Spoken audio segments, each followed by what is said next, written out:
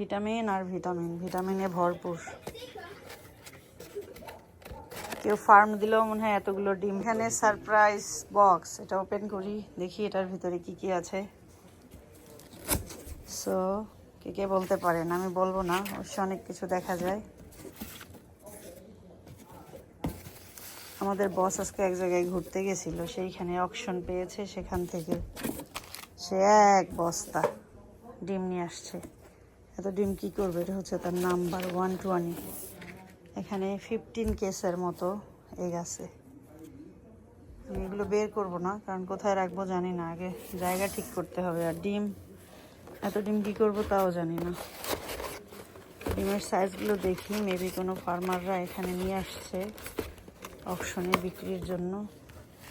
Wow, কত বড় বড় এক একটা ডিম, অনেক ডিম। বাংলাদেশ হলে তো সবাইকে ভাগ ভাগ করে সবার বাসায় 2-3 ডজন করে দিয়ে দেওয়া যায় তো, কিন্তু আমার এখানে তো কেউ নেই, আমি এখন কাকে দিব? আমার নেইবার আছে, তাদেরকে জিজ্ঞেস করা যায় তারা নেবে কিনা। কি পরিমাণে ডিম, আমি আর বের না করলাম, ভিতরে একদম ভর্তি অনেকগুলো সিরিয়াল, 1 2 3টা সিরিয়াল করে 5টা শাড়ি, টোটাল 15টা। তো সবগুলোই মনে হয় একই সাইজের। এই যে ওরে বাবারে, বিশাল বিশাল, একদম অর্গানিক, দেখতেই সুন্দর লাগে। কি পরিমাণে ডিম।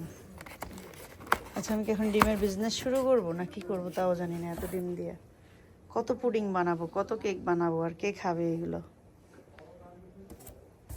সে আমাকে জিজ্ঞেস করছে আনবে কিনা, আমি বলছি নিয়ে আসো, বাট এতগুলো আমি তো বুঝতে পারিনি এখন এগুলো কিভাবে খাবো আর করবোই বা কি।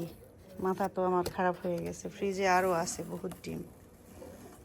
সো 15 = 12, হিসাব করলে এখানে 180 পিস এগ অল টুগেদার।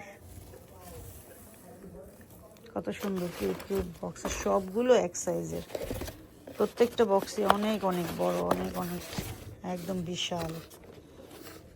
বাপরে বাপ, কত বড় সাইজ এক একটা।